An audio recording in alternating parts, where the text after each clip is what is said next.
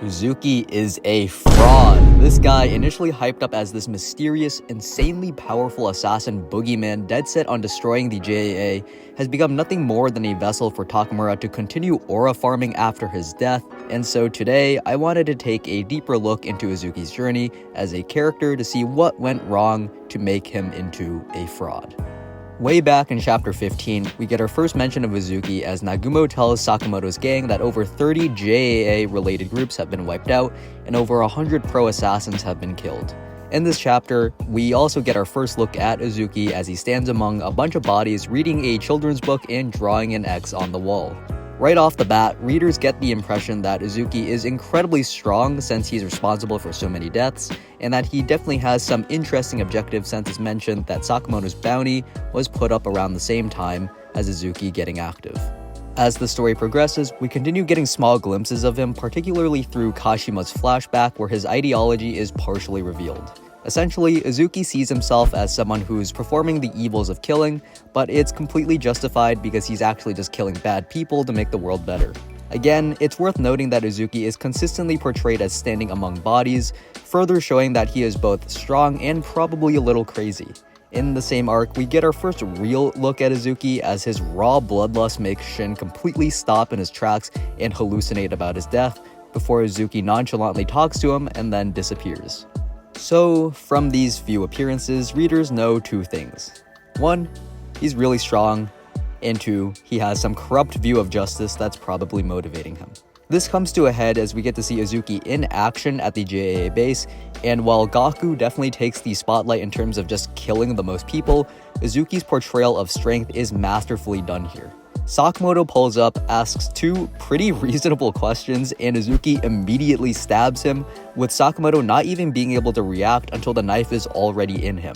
Of course, Sakamoto swings back, but Uzuki dodges, and while a part does cut Uda's gun, Uzuki immediately pulls up on him and cuts off his arm. Then Uzuki prods at Sakamoto, telling him to go all out and teasing him about wanting to kill him again. Sakamoto tries attacking him again, but Uzuki just perception blitzes him, dodging his attack and then countering with his whip chain while calling him annoying, before threatening to kill Shin and forcing Sakamoto to swoop in to save him. Uzuki then threatens Sakamoto's daughter, and even when he feels the full force of Sakamoto's bloodlust, he's still smiling, he still manages to dodge, and he still maintains his composure when Takamura walks in. Then Takamura does his thing, cooking Gaku and Uda at the same time, which prompts Uzuki to grab Gaku and tell him that it's time to go. Gaku does tell Uzuki to fight, to which Uzuki just declines, but he never seems nervous or scared. To end out this arc, Uzuki dodges another one of Sakamoto's attacks, counters, and then asks Uda to sacrifice himself so that they can disorient Takamura and then leave. As the story goes on, we continue seeing really small glimpses of Uzuki and his gang, mostly acting just behind the scenes, but one of the biggest developments for his character comes in at chapter 129, where the Rion personality is revealed. For one, it's confirmed that the bloodlust Shin felt back at the Okutabi lab was a product of the Rion personality, which is not only really out of character since Rion literally never acts like that, but also detracts from Uzuki's presence in the story since that wasn't actually a product of his own strength. From this point onwards, Uzuki's split personality becomes the focus of his character, with it being a major talking point pretty much every time he appears. It's no longer just Uzuki, it's Uzuki and the other people he potentially has stored in his brain, which in a sense kind of detracts from his screen time since he isn't even always a villain. Sure, Uzuki still acts for his goals as seen with the exhibition arc, but almost no one sees him as threatening when he has the exact memories and personality of someone who is completely opposed to all of his villain activities and is now also part of the reason for his strength.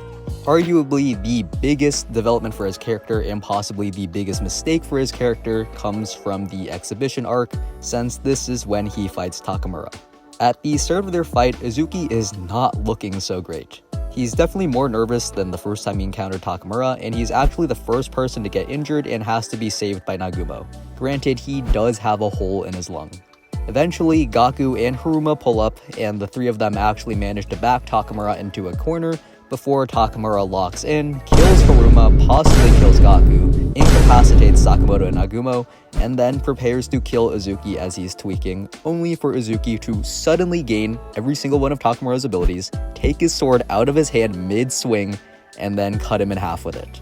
This is considered the final nail in the coffin for Uzuki's character, and for a good reason. For one, at this point, and even in the most recent chapters of the manga, we still don't really know how Uzuki's split personality disorder works. He copied Rion after living with her as fugitives for like an entire year, but he copied Takamura in the span of like maybe 1 to 2 fights after watching his friends get cooked.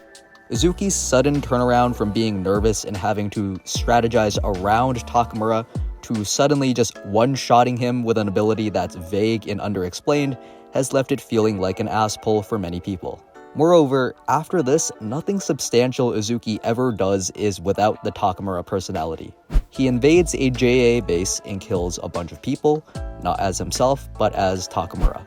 He infiltrates this hidden underwater bunker, presumably as Takamura since it's portrayed as him sitting in a chair with a sword, and then kills Asaki as himself because he talks. And in the most recent chapters, he's just sort of barely defending himself against Shishiba with his normal personality, but only really gets to be the one on the offensive once he goes into the Takamura personality. So what has happened to Uzuki to make him a fraud? For one, it feels like he has very little agency in the story. Obviously, he's made a major shift to the status quo with him effectively taking over Japan, but his goal was sort of vaguely understood at best, and then suddenly switched up when he went from wanting to destroy the JA to wanting to use the JA as a way to invite chaos into the country and prove a point. But what I mean to say by very little agency is that Uzuki himself, the normal personality he has, typically doesn't do much. In the beginning of the story, Uzuki had the allure and the strength to back him up. Now he's literally got at least 2 other people in his head that make decisions for him, and one of them is literally the strongest character in the series, so it never feels like Uzuki himself has to try and win his fights. Takamura just comes out, and then everyone gets scared until Takamura goes away. It's like if Sukuna could just take over Yuji at any point in the story and kill people. The reason Sukuna and Yuji worked so well was because they were their own separate characters.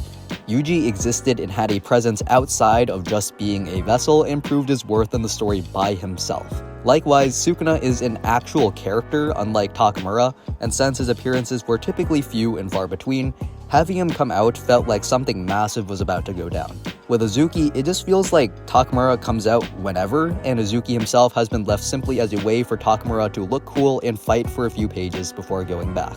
It not only ruins Takamura's appeal, but makes Uzuki seem like less of a villain. In fact, in the most recent chapters, Uzuki's normal personality has mostly just monologued. He's literally just given speeches about human morality and how much he hates Asaki, but has done next to 0 fighting. So all in all, Uzuki is a fraud because he's become overly reliant on the Takamura personality to fight for him and almost never does anything substantial by himself anymore. He began the story seeming like he was incredibly strong, and over time progressed into someone who crutches a poorly explained ability and also has a weirdly vague goal for the story. He's not as impactful as a character because of his changing goals and plot armor ability, which really sucks because Uzuki had a ton of potential. Hopefully though, Suzuki can bring him back into the limelight without all of the extra personalities. But if you enjoyed this video and want to see more like it, check out my video on why Oki is a bum.